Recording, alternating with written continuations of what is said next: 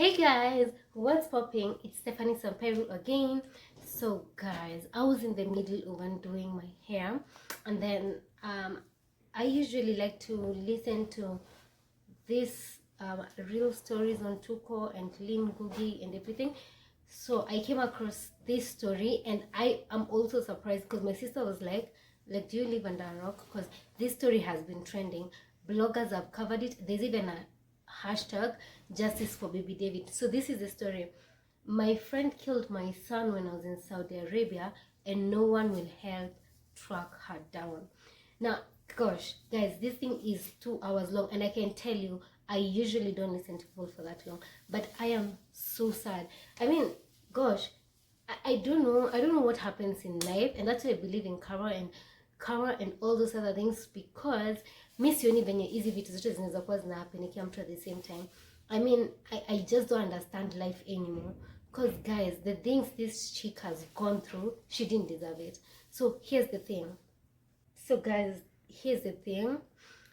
So the chick is called Maureen Ngugi, and I think she's an orphan, and from the beginning of her life, she's gone through so much pain. I mean, no one deserves to go through that much pain in life.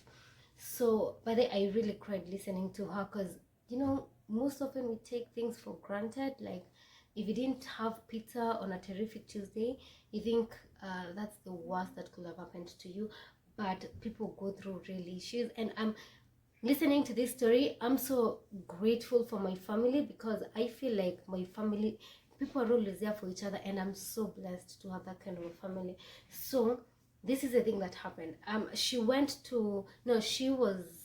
an orphan. She was raised by her grandma, and then her grandmother is this really mean person, because at some point the grandma went and told her, CG, like, she was hungry, and then the grandma is like, you should like, is it unbury, what is it called, like, you should just remove your mom from there.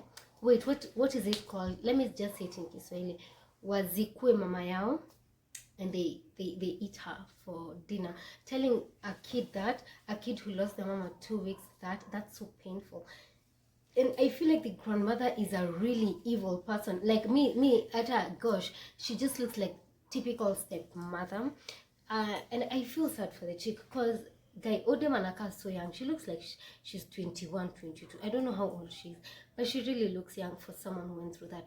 She got pregnant twice, and I kind of feel like people who come from broken families, or at least people who never had their parents around, they're always going through some very, very painful things in life, because I think there's a void only a parent can feel. And the mom alikufa kwa 2 weeks. Something I'm suspecting is, I think the grandma feels like the kid ndo alifanya mamake akakufa, because mamake alikufa 2 weeks after giving birth to Maureen. So I feel like the mom is like, the grandma kinda, she's never healed, so she bleeds on Maureen for the loss of the mom, like, because that's the only reason why you'd be so mean to your grandchild.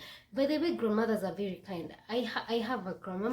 My grandmother has raised me, and Jesus Christ, I can almost imagine if I was an orphan and then she was raising me and telling me those things, I'd probably commit suicide when I was a kid. Now, she gave birth to 2 kids, and the story is, this chick went to Saudi Arabia. She actually has a very supportive man. So funny thing, my cousins and I were discussing, the man she was with, the husband, they met, and I think after 3 days they moved in together. Life flourished. And unajua, so I'm gonna tell you why I found it really cute that the husband, something very cute about the husband. But let's get to the other point.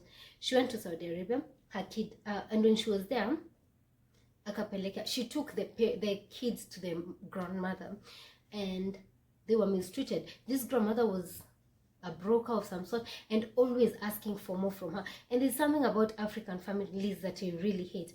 I don't understand why why African parents, or at least African families, why do they always, like, when someone is making it in life, or at least they're earning, they really like borrowing money all the time. And in other countries, I have a friend from Europe who actually told me this. In their country, it's the parents who still the parents kind of provide for them, even if you have your own money, the parents will still be very supportive.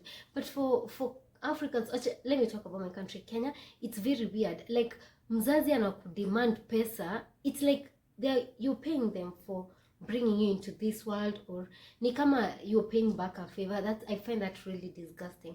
And I kind of feel that's also the reason why people don't go to shags anymore. Because unaenda, you're probably suffering in this Nairobi. You're living in a single room. You can barely afford anything, and then when you go home, wazazi wako ndio wapo wanakupa stress like, oh, umetuletea nini? Yani there's too much pressure from African families, and this is what she went through, because she was saying in Saudi Arabia she was never able to save up. So fast forward, she chose to give the kids to her husband, and then the husband had to work, so they gave them to a teacher. Okay, that's very weird. I don't blame her. I mean, trusting, but then I've never heard of anyone trusting a teacher that much. Maybe they're considered caregivers. I'm a cute, nurturing, because they take care of kids, but I honestly would never ever leave anyone, my kid with a teacher. Jesus Christ, because teachers are actually very mean, at least for some of them. So I'd rather just be looking at all of them like they're mean. Now she went to Saudi Arabia. Guess what? So they teach. Now the story is this: the woman with the kid, the woman who took in her 2 kids, and she was very kind, doing things for them, blah blah blah. I actually think, so guess what? Do you know what the woman did? The woman killed the son, and they made the other son, the older son, the child that was killed was 3 years old. They made the older son clean up the young son's blood. Yani that's so freaking disgusting. I can almost imagine the kind of trauma this kid has. Guy, yani Kenya tumeanza kukua horror film and whatever.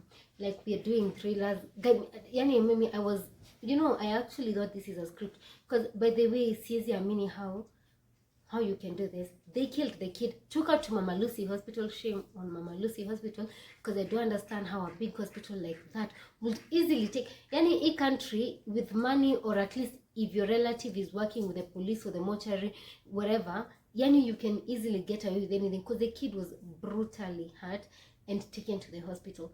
Yani, and then was still these people came across very terrible DCI officers. Yani this chick has gone through so much in life, guys. She made me feel like I've not even been grateful enough, because gosh, she went back to Saudi Arabia. She went to Saudi Arabia, came back for her kid's funeral. She says she didn't even come with 5 freaking shillings from Saudi Arabia, because her contract was terminated early. And the family of her mom, they never even attended her son's burial. I mean, me sijui family what they take for breakfast, but I think this is the worst kind of combination you can ever have. I am so disgusted by her family, especially her grandma. She's been really mean. And then this woman na mtoto wake, they really need to go through counseling, because kwanza the kid was concealing. She was a witness to the brother's murder, and he concealed it.